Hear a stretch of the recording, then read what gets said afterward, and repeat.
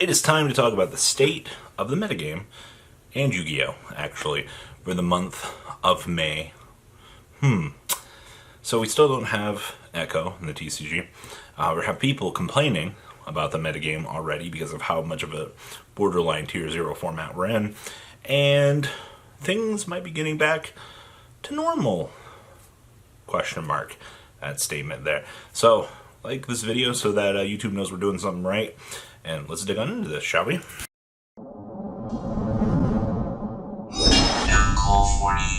Alright, so first up, we have a ban list coming. I don't care what you think. If you think it's not coming or it's coming, there's no data. There's no real-life events to base a ban list on. So there's no way that they're going to give us a ban list. No sooner, I know you can't see it, no sooner than June 1st, by the way. Says it right there on the site. Yeah. Alright, so no sooner than June 1st. Alright. So you say the metagame is we got a ban list coming. You guys smell that, right? You guys, something happening to my Eldlich deck. Something happening to my rock deck. Block Dragon getting banned? Probably.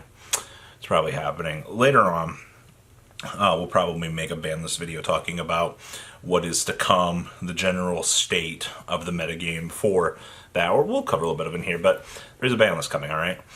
2, Eternity Code has not reached the stage yet. We'll be getting Echo in about 2 weeks here, alright? The secondary market has not crashed yet for this set here. People are still milking these absurdly high pre-sales.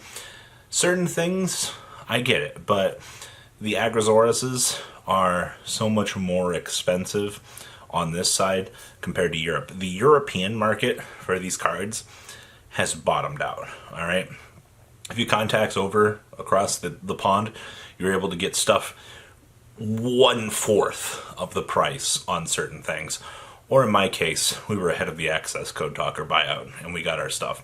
It's on the way. You guys will see a pack opening video for that for the channel to see Sumetco and just how good the German stuff is. But here, it's so absurd, alright? And Tier 0 should be doing a discount sale here in the near future. Watch out for that under What's Good 5 on checkout. Save some money on your purchase for that. So that's one good thing, alright? So even though things are expensive here, there are good things like sales coming in the near future here for things that you'll be able to probably pick up. And hey, you know, like I said, What's Good 5, save a little bit of money. So we still don't have Echo. Now, this is, somebody's going to comment this, be like, Robbie's whining. Ugh. So what I've been reading from the general consensus of the online community is they're already bored with Echo format. What a shocker, right? Having played 3 weeks of this format, you would have noticed one thing for the competitive metagame. It's Eldlich versus Emancipator. Alright, like, that's the field. Alright? As of this last weekend, from the last PPG, actually, Synchro Eldlich looks like it was showing up in less numbers, and the Invoked Eldlich ended up doing better than Synchro Eldlich. So the combo variant that would just make these large, huge plays actually is kind of getting checked by the metagame. It's really interesting because when you look at this game, when a new deck wins, you will see players start citing more things for that. Like the Token Collector, alright? People are citing it to check it. I still love the fact that we had one guy comment and go, nobody's actually playing Token Collector. And then you just see Token Collector coming through PPG deck list. And I never see this guy comment again in his life. Got the comment clipped, by the way. I might attach it to the video. But that was hilarious. So, player metagame deniers, they're my favorite. But anyway, so it looks like as of this week right now, you've got the Invoked Eldlich and Synchro Eldlich. I still think the Synchro Eldlich version is better, but Token Collector literally reams that deck. It's so bad. And then Invoked Eldlich, that deck has consistency going for it out the wazoo. And then, like, the third best variant, I think, is the Control variant, which is the standard stun deck, where you just use Conquistadors, your standard stun engine-esque cards to pressure the opponent. But definitely the other two, by far, are infinitely better. Your second best deck here is, in fact, still at Emancipator. There's no other deck. Like, these two decks are so far out in advance. Like, it bumped everything else down to 1.5. All right? Like, that's insane to me as a concept, because there's just no other deck that can keep up with how fast these have gone. Who would have thought that putting a Synchro engine in Eldlich to allow the deck access to Needle Fiber would end up being the best thing? The OCG didn't have to do with that because they checked Needle Fiber, what, a year ago? A year and a half ago? So TCG's like, this is awesome. This is new. It's got that fresh car smell. I love it. So players have been dealing with the Link Ross Martial Metal combos for a little while now. Probably, 2 or 3 weeks at this point.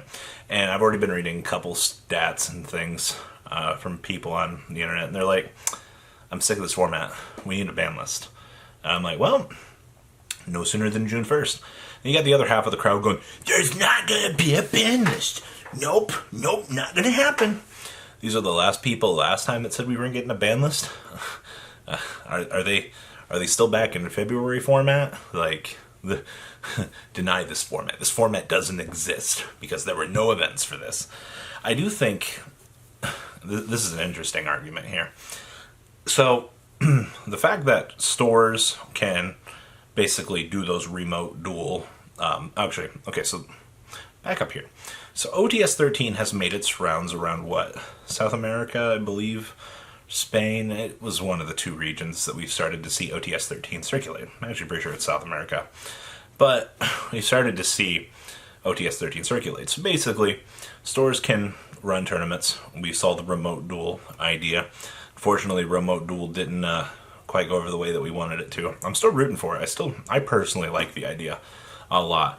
They're doing an invitational for content creators in Europe. Good job for that, by the way. People are going to enjoy seeing their best players play. And all jokes aside, I honestly wish the best to the winner. Whether or not players think that there's going to be some questions of integrity, I don't care about that, all right? I think it's a good concept, it's a good idea, and it'll give people something to watch, all right? I'm really looking forward to that, all right? So there's that. But OTS Pack is starting to circulate. I don't know when America's going to get it, but the fact that stores can now run these events online, doesn't matter. People are, as much as I hate to say it, people are still going to break the rules. They're still going to do secret dueling book tournaments. I mean, I'm going to be the one that's going to say it. I mean, they're still going to do it, but that doesn't matter. So basically, a ban list helps keep things healthy. Just because there's no big events or anything like that doesn't mean that the format doesn't become stale. All right, so producing a ban list will spice things up. And those of us that play online, with DB and things like that, we should be thankful that they care enough to still produce a format-defining ban list to just change things up. It's good. Got to keep things fresh, all right? Or else people aren't going to keep buying cards, all right? Right now, new set releases, you've got Toon Chaos right around the corner. You got to keep players wanting to spend money.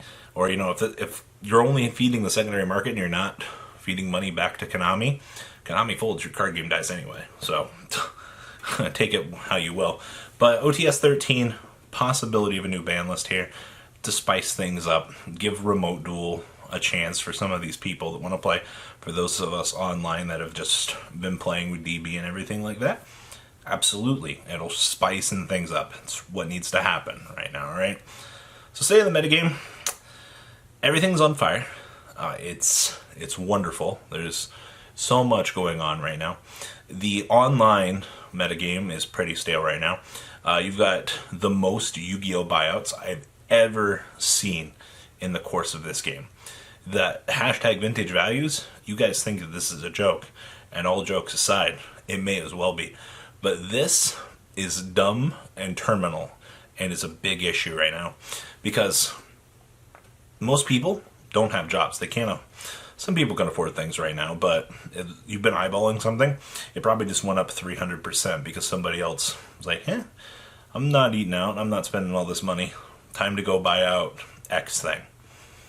What can you do? There's really nothing that you can do. So It's an interesting place that we find ourselves in. Guys, please, comment down below, tell me what you guys think about the state of the metagame for late May here. And well, guys, I'm out. Peace. Thank you, patrons, for making the ride never truly end. Without you guys' support, well, I would probably be doing Truffle Shuffle videos for a living. Guys, please check out VanCole40 for all of your Cardfight Vanguard content brought to you by MCole40. And if you are looking to pick up singles, check out mcolegames.com for your trading card game needs. Thanks for watching, everybody.